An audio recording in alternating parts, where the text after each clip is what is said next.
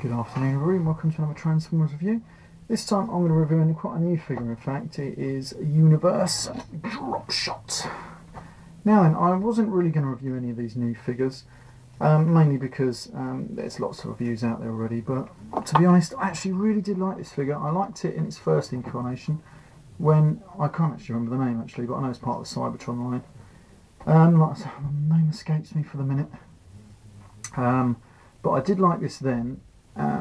And like I say, and I bought this, well, my brother brought it back from America because he's just got back, and I really like it. I think this is probably one of the best sort of tank sort of modes that you can get. Anyway, like I say, he's a Decepticon and he's been given a sort of like a yellowy cream colour. I actually think this would have been better called Flak from the Autobot Military Patrol. As in, he transformed into exactly the same kind of tank, because he's like a missile launcher tank. I'm not exactly quite sure exactly what the proper name is. But yeah, I think that would have been better off, like, calling him like Flak. But there we go, they've called him DROPSHOT, and now he's a Decepticon. Now, there's a bit funny about some of these Universe figures, so I just don't really work them out. I mean, like, you've got Powerglide, who's like an Ultra figure, and then you get they made that really crappy Galvatron. He's like a deluxe. Surely they should have been better off making Galvatron the Ultra toy and Powerglide the deluxe, but there we go. Who am I? I don't work for Hasbro. Still a lot of faceless people do. Anyway, let's get back to DROPSHOT. Now, he's a pretty good toy. He's got these fork things on the front here. Obviously, for like, if there's stuff in the way of him, you can just barge past it, no problem. His tracks are pretty well detailed around. They don't move as usual. But like I say, they don't usually on these toys anyway. Now then, his tank barrel, and it does quite a good bit of articulation. It goes all the way down normal position, and then goes all the way up to that position, which is really good. It also turns left and right, and I think it probably will do. It'll do a 180, which ain't too bad. It does a 180 into that position. Now then, let's have a look at him. He's got the usual sort of weird sort of letters on the side. Not totally sure what all that means, but who knows. He's got a nice big Decepticon sign on the top there. Now then, let's transform this fella quite quick. It's got quite a simple transformation. First thing we do is pull out these sides like that. We just turn them around, spin them like that, and then there's a little post and hole there where that just goes straight into there, like so. Now then, we're going to pull these little feet things forward like that.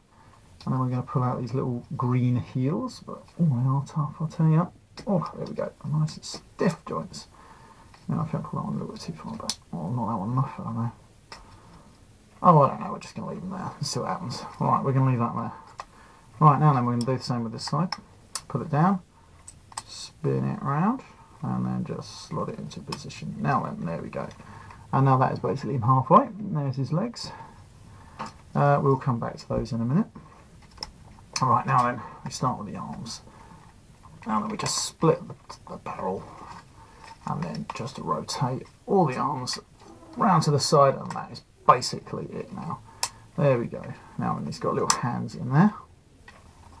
I'll get these out. Fold these round. Fold his hands down, and then this is basically his arms done. Now we can bend them at the elbows. Now then, here he comes. Here's his little robot head, and we just flip this up like so. Alright, just slots in the position there. He's got good articulation on his little head. There you go, moves left and right. It can sort of go up and down a little bit, as long as you don't move it like that, because it looks a bit silly. But, you know, it sits there and it looks pretty darn good. Anyway, this is it. Now then, we can just split the legs. Let's just put that back in its little hole, like so. And then he's got, as usual, all these new figures, they have brilliant articulation. So you can put him all manner of cool poses. Now then, this is him. He looks, I've got to admit, he looks pretty fun. I really like this guy. Like I say, I liked him in his first incarnation. Now they've made him a Decepticon, even better. Anyway, like I say, he comes with his own little gun. You can hold that in his hands. But he also has a few added extra features. He looks pretty cool with this gun. Now it's a shame they didn't put nowhere to put this gun on his vehicle mode, because it does sort of just hang around when he's in vehicle mode. We're going to put that back down there. I'm going to put his arm legs straight, so otherwise they'll be getting everywhere. Oh, pardon me. Right, here we go. Just slot that in there. There we go. Right. Now then, he has certain features on these things, which are activated by his little key. Now we put that straight. We push that all the way to that point. Now then, we are going to get the little key. We're going to insert it in there. Now then, this should flip round. Watch as it doesn't, no mind. There we go. If I do this right, here we go. It's going to go in and it flips round. And there's his gun. Now he comes out with this fucking hench gun. Look at that. I mean, you don't need a bigger gun than that, do you? There it is. That's a cool gun. Right, now then, we take the key out. And now then, we do the same with this one. I don't believe this one moves, but we're going to put it in it anyway. And are we ready for this one? Here it comes, and there we go. Now then, oh no, I haven't done it. Put it right. I've got to put his arm straight. That was a bit of an anti-climax, wasn't it? There we go. Go straight in there like so. And there it is. Now then, he's got little missile launchers. We just flip this forward all the way in there. And then he's got missile launchers on that arm. Now this is one heavily armed dude. And this is why I do like this character. Now I do have one misgiving. Not about this figure as such, but a couple of years ago there was the BotCon exclusive, which they done Megatron. Well, they've done Beast Wars characters, but they used all vehicle modes for them, like can't remember now. I think they had Megatron, but from the Ultra version from this toy range that he was taken from the Cybertron, which they used the big guy with that giant bloody missile. I think it was Red Alert or someone, whatever his name was. To be honest, I think they were better off using this guy as Megatron, because one, he looks more like a Megatron from the Beast Wars vehicle mode, because he's like transforms into a tank.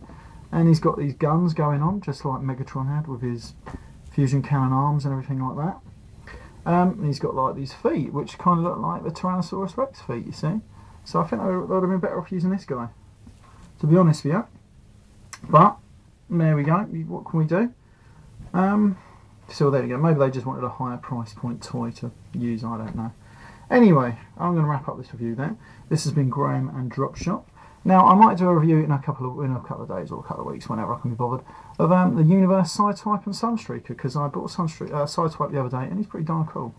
Better than I thought he would look, because I thought he'd just be a straight repaint of Sunstreaker, but he actually looks really good. Anyway, it's been Graham, and goodbye.